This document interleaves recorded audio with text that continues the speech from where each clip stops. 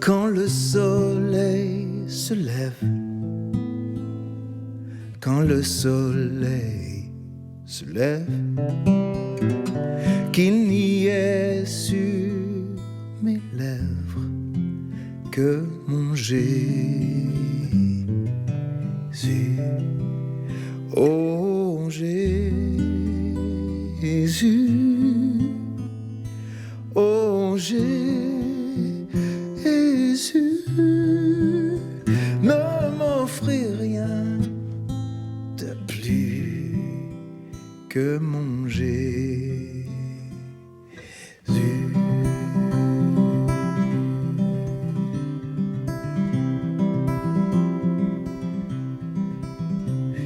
Et lorsque je suis seul, oh lorsque je suis seul, je ne veux que lui seul, je veux Jésus. Oh Jésus, oh Jésus, ne m'offrez rien de plus que mon Jésus.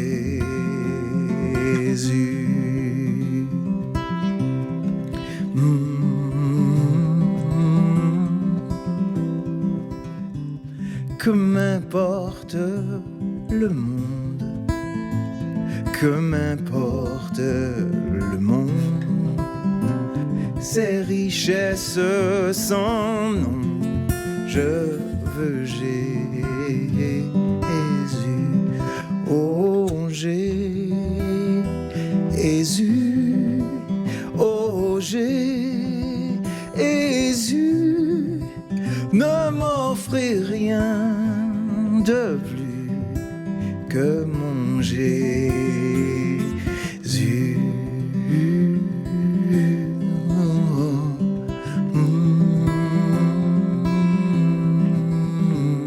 Et quand viendra la mort, oui, quand viendra la mort, que mon chant soit encore, donnez-moi Jésus.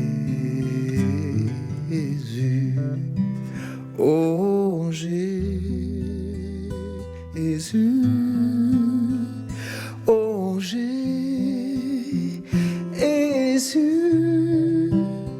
ne m'offrez rien de plus, ne m'offrez rien de plus, ne m'offrez rien de plus que mon Jésus.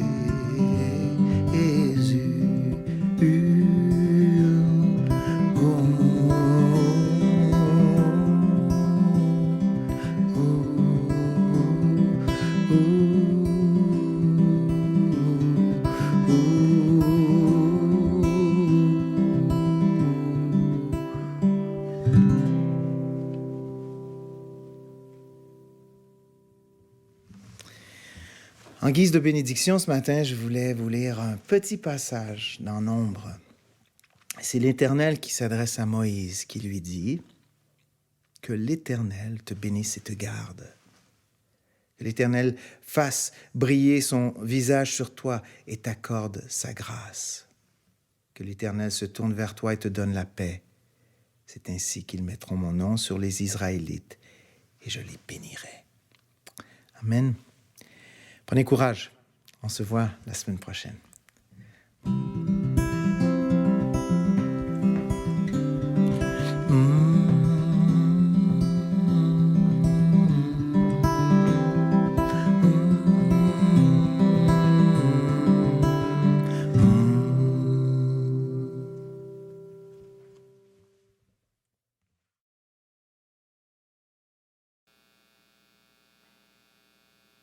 Bonjour, bienvenue en ce beau dimanche. Après une petite pause qu'on a eue en ligne, pour ceux qui sont en ligne, qui nous suivent justement en ligne, la semaine passée, nous n'étions pas présents sur les interwebs, mais on a profité quand même pour avoir du bon temps ici, pour se souvenir de la résurrection et de la mort et la résurrection de notre Sauveur, puis au travers un temps de partage qu'on avait eu, puis tout ça. Donc là, on revient à notre formule un peu plus, je m'en allais dire strict, là, mais structuré pour qu'on puisse être en ligne en même temps, puis que des gens qui peuvent être présents ici puissent suivre. Ou encore, ceux qui ont la mémoire défaillante peuvent réécouter. Et c'est un autre but de pouvoir être en ligne aussi, parce que le message reste aussi disponible. Et ce matin, sans être... Pardon? Le son voyage pas bien. Ah. Mais est-ce qu'il est sur... est-ce que tu le vois sur le chose? Ah, le son voyage pas bien. Pas grave. Mes idées, les autres, ils se promènent.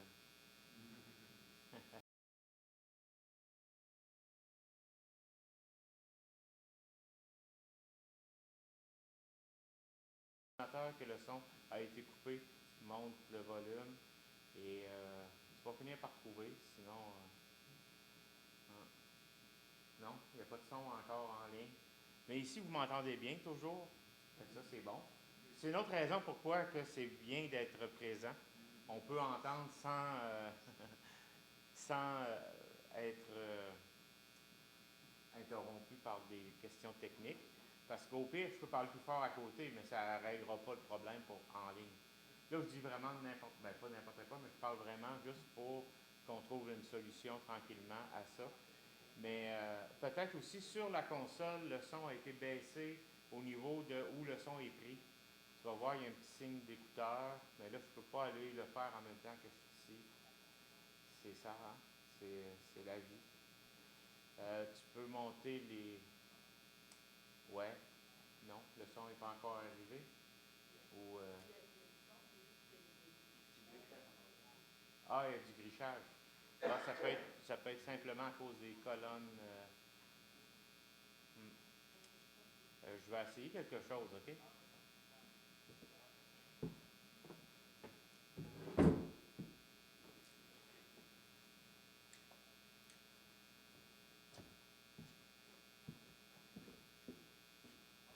Et puis, ben là, ça va prendre 2 secondes parce qu'il y a un petit délai là, pour ceux qui suivent. Bon, enfin. Il est toujours là?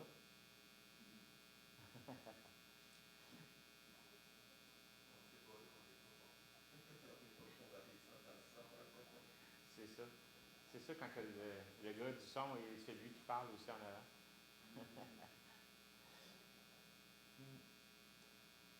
Mais bon, allons-y quand même. Là, de toute façon, le son a été monté par la salle, mais ça c'est pas la suite logique des choses. En attendant, si vous avez une Bible, tournez dans Exode chapitre 3 au verset 6. Ça vous permet de du temps pour trouver justement Exode, qui est le deuxième livre de la Bible.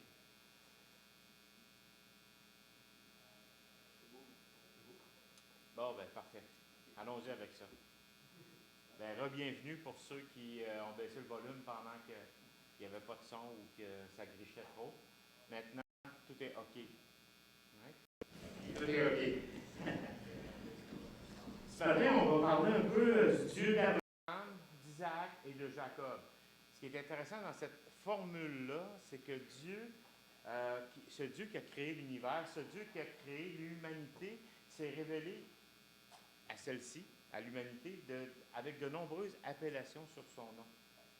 Et ces appellations éclairent qui il est, nous donnent aussi la question de qui il est, ce qu'il veut être pour nous, pour ceux qui marchent avec lui. Il nous est décrit comme étant le Dieu Tout-Puissant, le Dieu très haut, le Dieu 3 fois saint, le Dieu amour. Il y a plusieurs façons dont Dieu se décrit dans sa parole. Et ce matin, on va se pencher sur un de ces titres auxquels Dieu se donne, celui du Dieu d'Abraham, d'Isaac et de Jacob. Quand la parole de Dieu utilise un type d'expression où Dieu se définit au travers d'une expression, c'est pas pour Par exemple, lorsqu'il utilise l'expression le Dieu d'Abraham, d'Isaac et de Jacob, c'est pas nécessairement pour nous dire qu'il a été adoré par Abraham. Je suis le Dieu qu'Abraham a choisi, je suis le Dieu qu'Isaac ou Jacob a choisi. La Bible ne se décrit pas comme le Dieu d'un tel, ou encore le Dieu des Incas, par exemple, hein, qu'on peut voir, ou un Dieu hindou. Non, l'expression le Dieu d'Abraham, d'Isaac et de Jacob nous révèle plutôt quelque chose d'important au sujet de Dieu. Et non pas qu'il était le Dieu de poche d'Abraham, le Dieu d'Isaac et de Jacob. Ce n'était pas leur petit Dieu qui traînait. Dieu a montré quelque chose de lui-même à travers ces trois patriarches et ce qu'il a révélé de sa personne à eux euh, est devenu la base de sa relation avec eux, mais ça nous dit aussi que cette relation-là, il veut l'avoir avec ses descendants, leurs descendants. Puisque cette révélation concerne justement les descendants d'Abraham, Abraham est appelé le père de la foi, puis en hébreu, par exemple, ou encore dans Romains, ça nous montre que tous ceux qui croient sont de cette descendance de la foi d'Abraham. Donc, cette affirmation de Dieu nous concerne tous. Dieu étant le Dieu d'Abraham, d'Isaac et Jacob. Et tout commence par cette alliance qu'il a faite avec Abraham. Dieu a dit à cet homme, on voit ça dans Genèse 17, 7 à 8, j'établis mon alliance entre moi et toi. Toi et ta descendance après toi, dans toutes ces générations, comme une alliance perpétuelle, pour être ton Dieu et celui de ta descendance après toi, je serai leur Dieu. Dieu s'annonce comme étant le Dieu d'Abraham. Ensuite, un peu plus loin dans l'histoire biblique, dans Genèse 26, 24, il fait cette affirmation qu'il redonne à Isaac. Il dit, je suis le Dieu d'Abraham, ton père. N'aie pas peur, car je suis avec toi. Je te bénirai, je multiplierai ta descendance à cause d'Abraham, mon serviteur, à cause de cette alliance qu'il a faite avec Abraham. Et encore un peu plus loin, on voit le Seigneur qui apparaît à Jacob.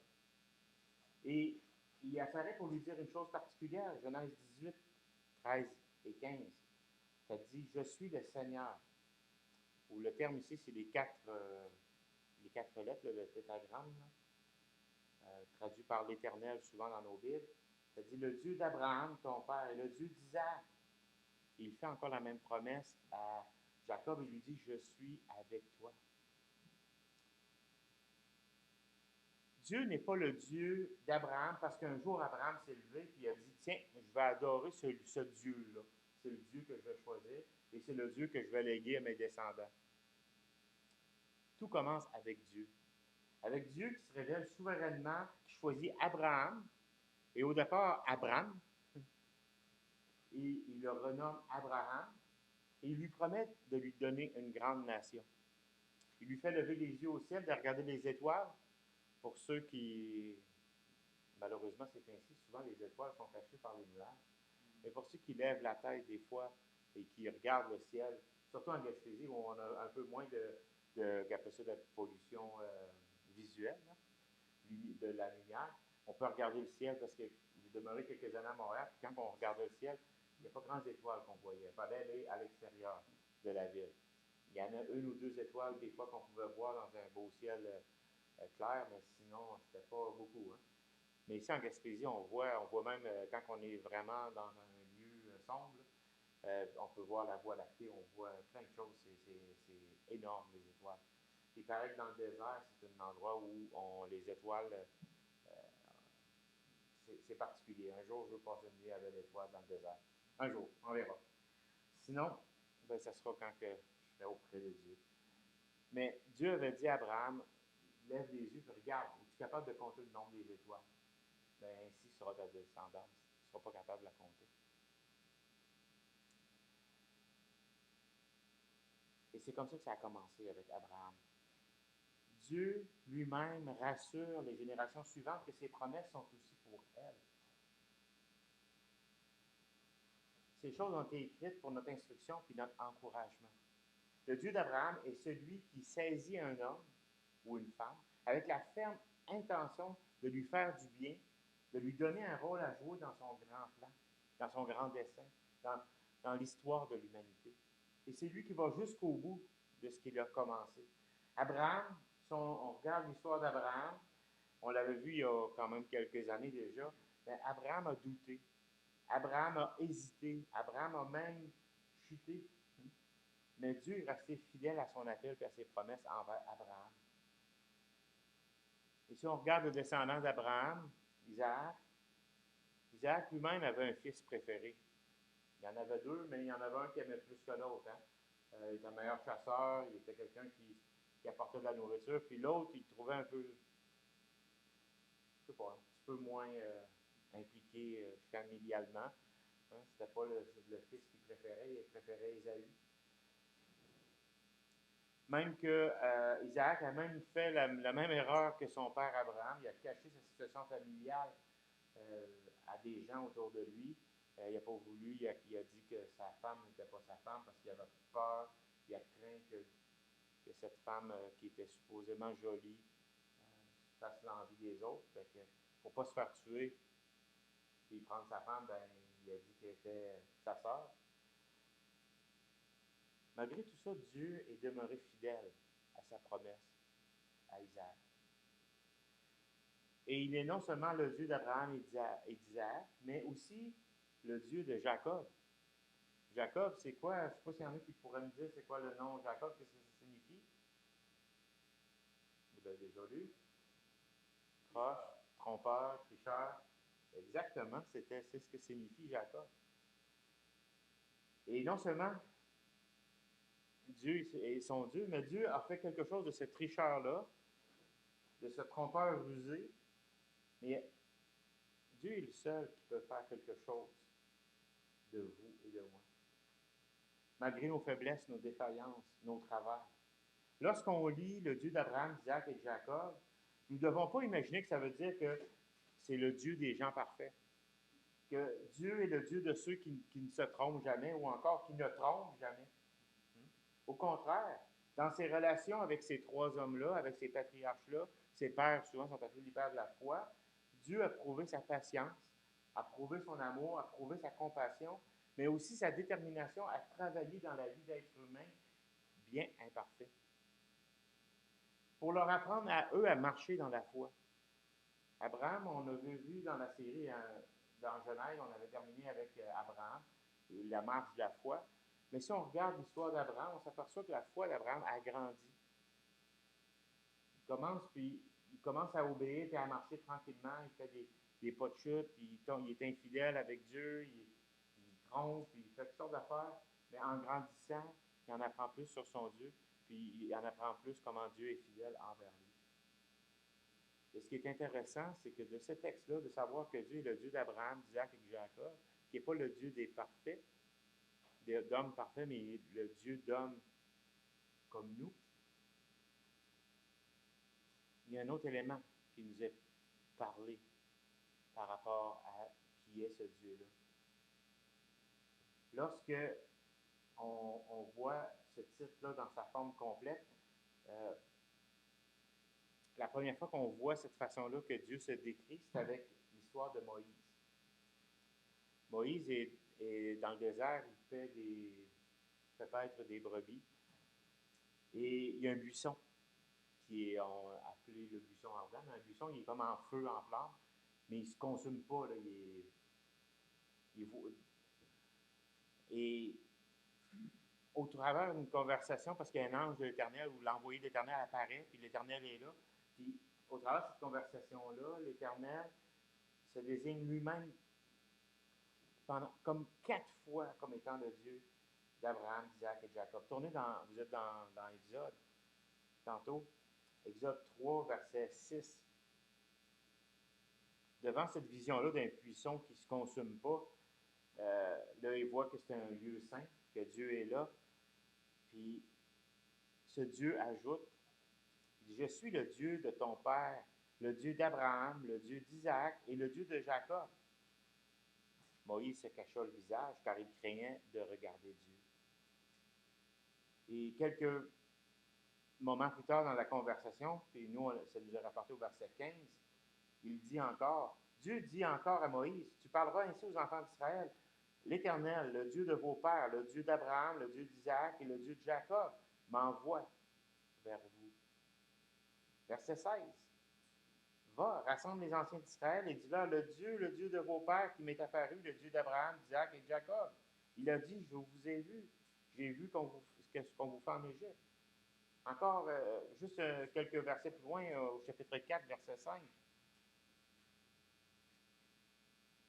C'est là, dit l'Éternel, ce que tu feras, afin qu'ils croient que l'Éternel, le Dieu de leur père, t'est apparu, le Dieu d'Abraham, le Dieu d'Isaac et le Dieu de Jacob.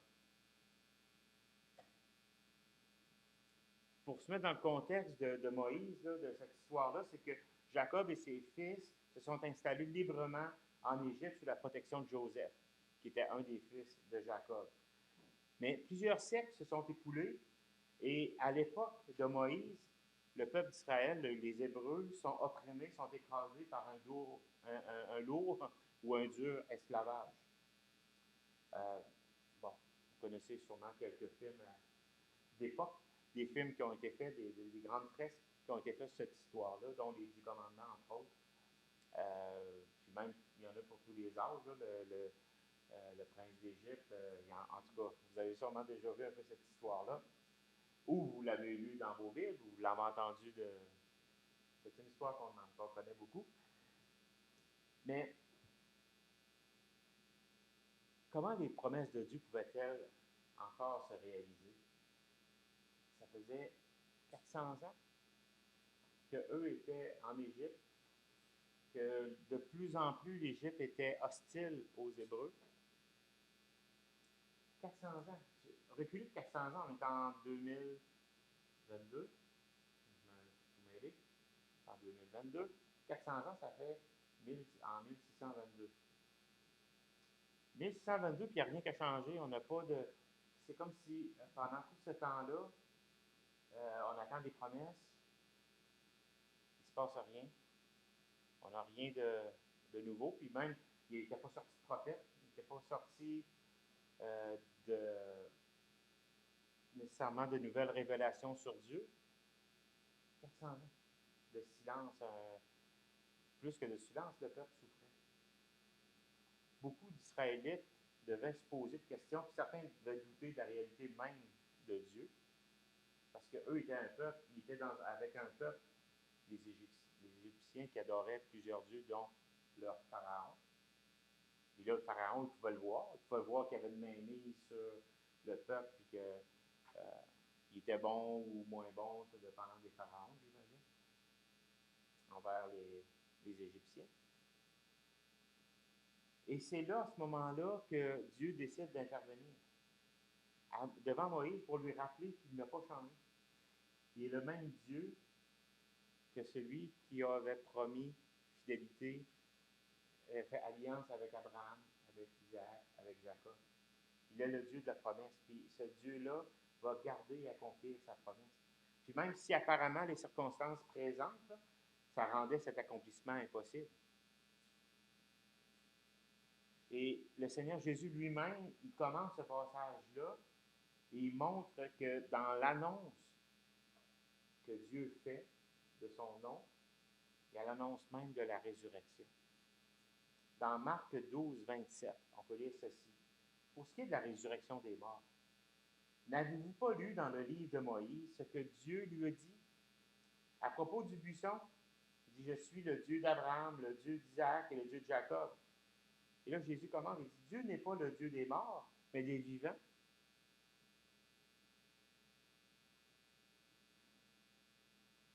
Les plans de Dieu pour ceux qu'il appelle ne seront pas contrariés par aucune force hostile, même pas par la mort. La mort n'empêche pas Dieu d'être notre Dieu. Le Dieu qui avait délivré Abraham, qui avait été fidèle avec Isaac, avec Jacob, avait été avec eux, même face à leurs ennemis, face à leurs péchés, face à leur infidélité à eux, ben, il va être capable de venir délivrer Israël de l'esclavage de l'Égypte.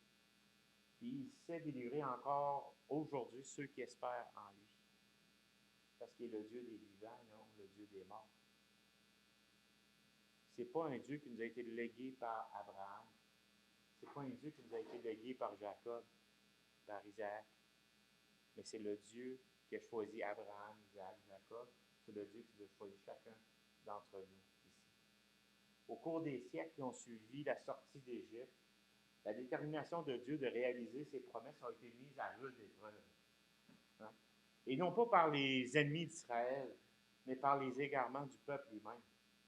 Afin que sa vie, en pensant à l'avenir de son peuple, David, le roi, a dit combien Israël avait besoin du Seigneur pour l'aider à marcher droit. Et on retrouve ça dans 1 Chronique 29, 18.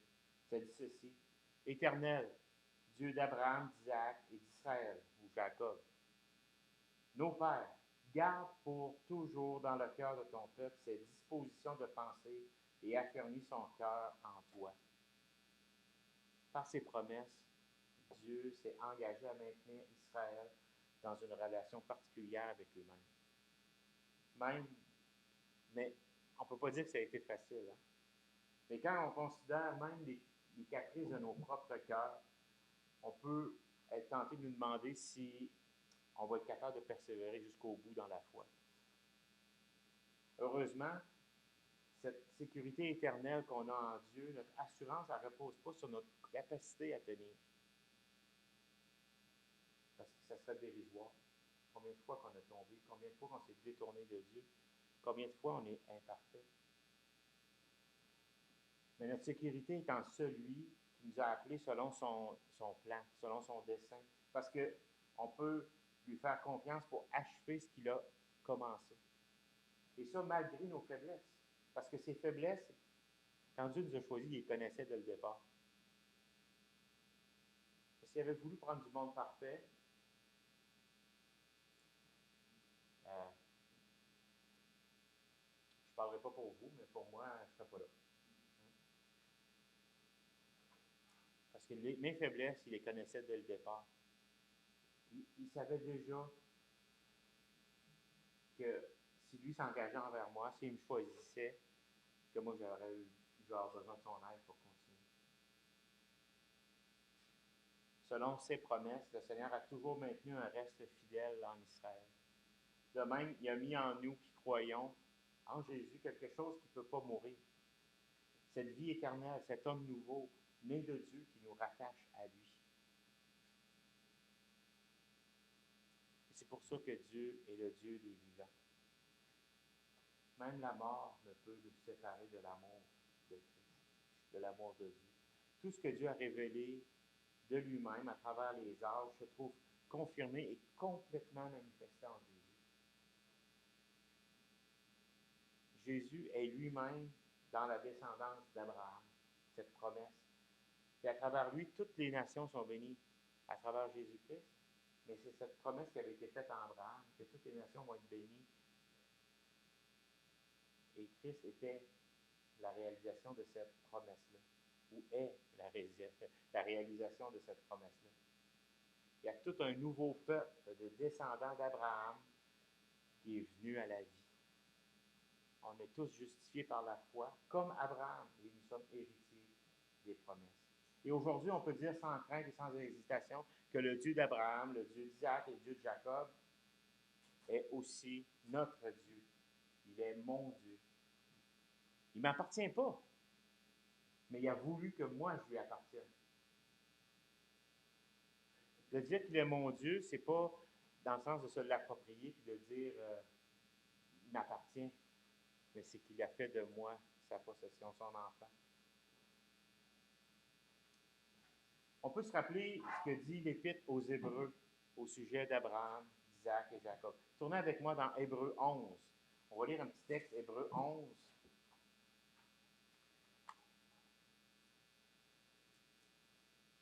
Qui est Hébreux 11 surtout est vraiment un bon aide-mémoire pour la foi.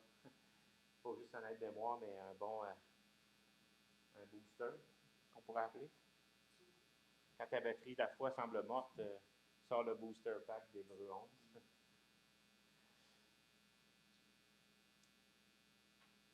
Au verset 13 d'Hébreux 11, on va lire jusqu'à 16. Ça dit ceci: C'est dans la foi qu'ils sont tous morts, sans avoir obtenu les choses promises. Mais ils les ont vus et salués de loin, reconnaissant qu'ils étaient étrangers et voyageurs sur la terre. Ceux qui parlent ainsi montrent qu'ils cherchent une patrie.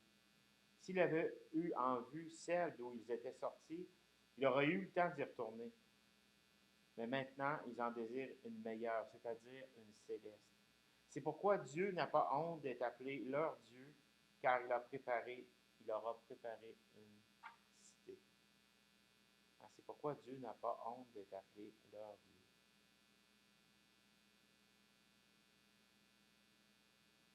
Dieu n'a pas honte d'être appelé leur Dieu. Dieu n'a pas honte d'être appelé le Dieu d'Abraham, d'Isaac et de Jacob. Parce que Dieu a été fidèle.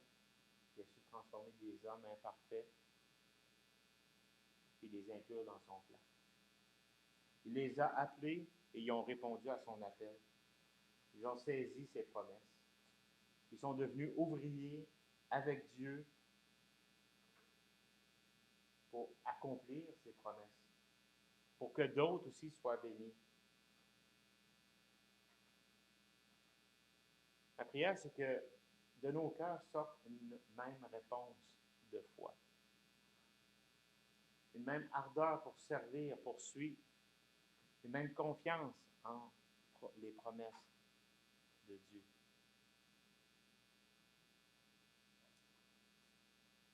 On a un Dieu qui est fidèle, un Dieu qui ne change pas. Ça, c'est un des cantiques qu'on chante de temps en temps. Dieu fidèle, tu ne changes pas. Heureusement, il se révèle de cette façon. Parce que nous, on change. Nous, on est souvent infidèles.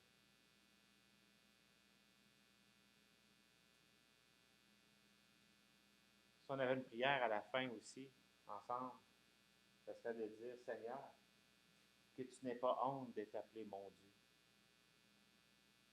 Non pas parce que je suis parfait, non pas parce que j'ai réussi puis j'ai accompli, mais parce que ma foi, tu as su la faire grandir et accomplir ton plan à travers ma vie. Et ça, même la mort ne peut le ravir. Hier, c'était vraiment encourageant d'entendre au travers des témoignages des gens qui étaient au funérailles, d'entendre l'impact que cet homme avait eu dans la vie de plein de gens dans son Église. Et c'est un peu la discussion qu'on avait, moi puis Nadia, mon épouse, en retournant vers la maison, qu'on se disait, c'est pas mal une des belles choses qu'on peut laisser, que d'avoir un impact dans la vie des autres. En fait, c'est pas que nous, on ait un impact dans la vie des autres, mais que Dieu se serve de nos vies pour avoir un impact dans la vie. Parce qu'on se souvienne qu'une telle et telle personne soit bonne, telle et telle personne soit gentille, ça peut aller. Ça montre un caractère. Mais de se rappeler, de voir l'impact que Dieu a dans ta vie à cause qu'il a œuvré dans la vie d'un autre, ça c'est bénissant. Je suis sûr que Dieu n'a pas honte d'être appelé le Dieu de Bernard, le Dieu d'Abraham, le Dieu probablement de plein de personnes que vous avez connues, qui ont vécu pour Dieu. Mais j'espère que Dieu n'a pas honte d'être appelé mon Dieu. Prions. Père, merci pour ta fidélité. Merci parce que tu es un Dieu tellement grand, tellement puissant, un Dieu qui peut accomplir tout ce qu'il veut. Seigneur, tu prends des hommes, des femmes, tu les choisis et tu accomplis ton plan, ton dessein. Tout en étant fidèle à tes promesses, fidèle à ton amour fidèle, à ton alliance envers nous. Merci de nous avoir promis que rien ne nous séparera de toi. Ni la mort, ni la souffrance, ni les puissances, rien ne pourra nous séparer de l'amour que tu as pour nous. Merci pour ta présence avec nous ce matin, ta présence avec nous à chaque jour, à chaque moment. On reconnaît, Seigneur, qu'on a besoin de toi. Et, Seigneur, que notre prière, c'est que tu n'aies pas honte de t'appeler notre Dieu, le Dieu d'Israël, le Dieu de chacun qui sont ici, qui veulent vivre pour toi. Merci encore pour ce privilège de te connaître et que tu sois éternellement glorifié. Dans le nom de Jésus-Christ, notre Sauveur et Maître, que nous prions. Amen.